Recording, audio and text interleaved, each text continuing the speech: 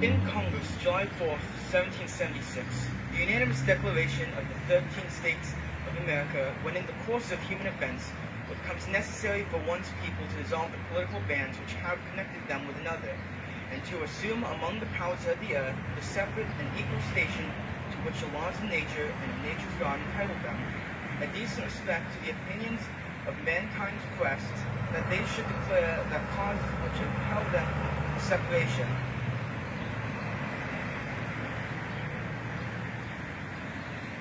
We hold these truths to be self-evident that all men are created equal, that they are endowed by their Creator with certain unalienable rights, that among these are life, liberty, and the pursuit of happiness, that to secure these rights, governments are instituted among men, deriving their just powers from the consent of the governed, that whenever any form of government becomes destructive of these ends, it is the right of the people to alter or abolish it, and to institute new government, laying its foundation on such principles and organizing its powers in such form as to them shall seem most likely to effect their safety and happiness.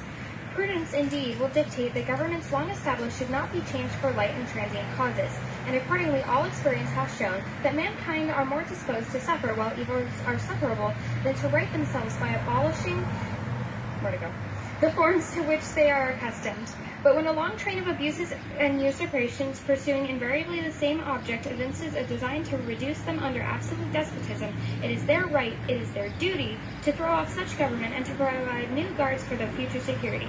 Such has been the patient sufferance of these colonies, and such is now the necessity which constrains them to alter their former systems of government.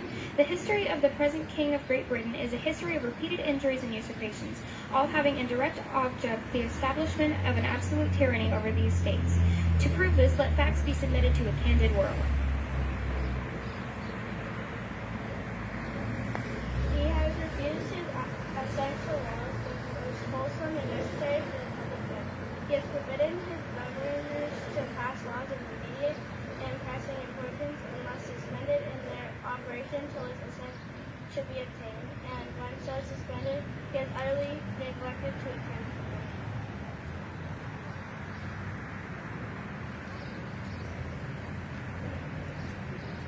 He has refused to pass other laws for the accommodation of large districts of people unless those people would relinquish the right of representation in the legislature, a right inestimable to them and formidable to Italian them. He has called together legislative bodies at places unusual, uncomfortable, and distant from the topography of the public records for the sole purpose of fatiguing them into compliance with his measures. He has dissolved representative houses repeatedly for opposing with manly firmness his invasions on the rights of the people.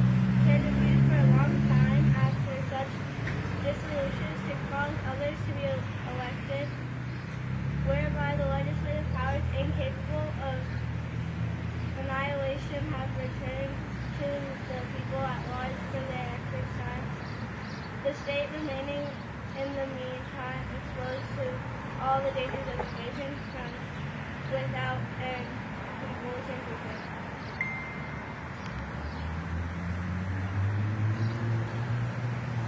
He has endeavored to prevent the population of these states for that purpose, obstructing the laws of naturalization of foreigners, refusing to pass others to encourage their migration thither, and raising the conditions of new appropriations of land. He has obstructed the administration of jury by refusing his assent to law for establishing judiciary powers. He has made judges dependent on his will alone for the tenure of their offices and the amount and payment of their salaries. He has erected a multitude of new offices and sent hither swarms of officers to harass our people and eat out their substance.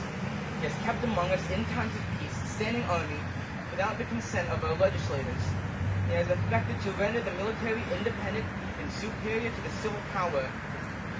He has combined with others to subject us to jurisdiction foreign to our Constitution and unacknowledged by our laws, giving his assent to their act of pretend legislation, quartering large bodies of armed troops among us, protecting them by a mock trial from punishment from any murders which they should commit on the inhabitants of these states, for cutting off our trade with all parts of the world, for imposing taxes without our consent, for depriving us in many cases of the benefits of trial by jury, for transporting us beyond seas to be tried for pretended offenses, for abolishing the free system of English law in a neighboring province, establishing therein an arbitrary government, and enlarging its boundaries so as to readers to render it at once an example and fit instrument for introducing the same absolute rule into these colonies, for taking away our charters, abolishing our most valuable laws, and altering fundamentally the forms of our governments, for suspending our legislators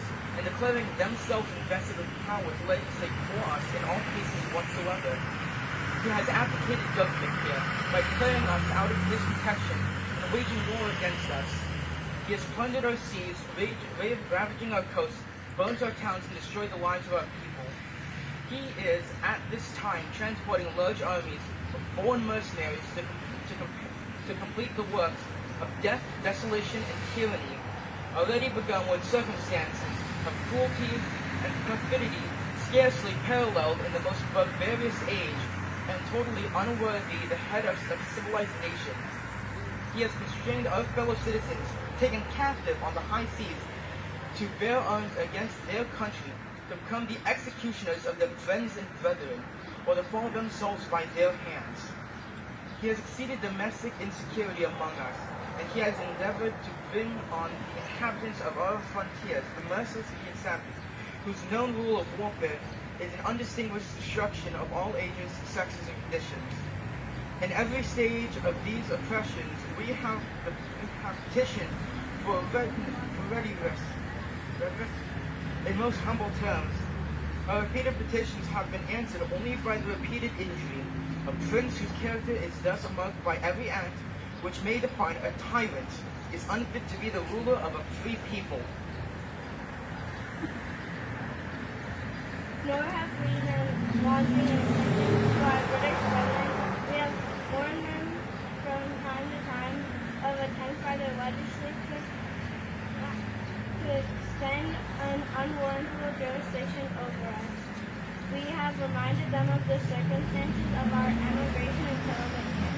We have appealed to their native justice and magnanimity, and we have conjured them by the ties of our common Congress to disavow these usurpations, which would inevitably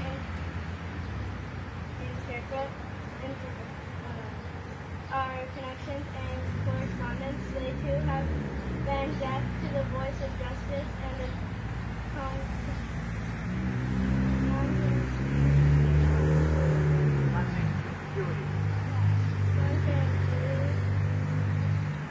we must therefore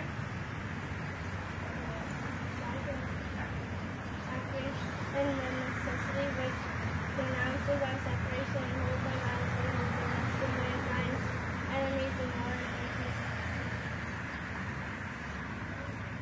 We therefore, the representatives of the United States of America in General Congress, assembled appealing to the Supreme Judge of the world for the rectitude of our attention, do in the name and by authority of the good people of these colonies solemnly publish and declare that these united colonies are and right ought to be free and independent states.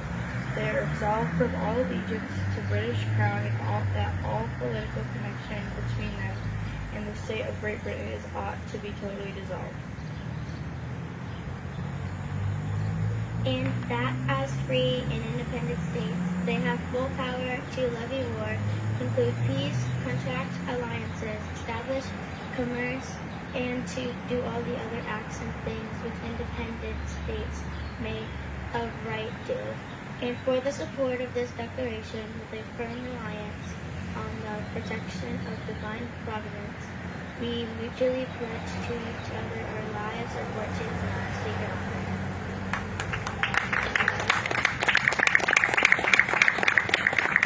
A wonderful, wonderful job, kids. Excellent. We can give them another round of applause for their excellent reading. Certainly, founders of our country, we're very proud of them reading the Declaration this morning. I do also want to give a shout out to Chris Gentry, who was nice enough to, on his day off, come by and set up the microphone and cameras for us. So let's give Chris a hand too, please. And then finally, just want to challenge all of us certainly we're here today because we want our kids to honor the Declaration ourselves. And I think it's important for us to think about reflecting a little bit on some of the words we heard today and challenging ourselves to continue to work to live up to those goals, whether or not it be equality or liberty or responsibility, all those different things. So, thanks so much for coming out, and have a wonderful Independence Day and a wonderful week, and spread the word for next year. And if there's anyone here again who would like to potentially be on the list to read next year, great. And also anyone that has feedback and other ideas to improve it, definitely let me know today or any other day. Thanks a lot. Thanks for coming out.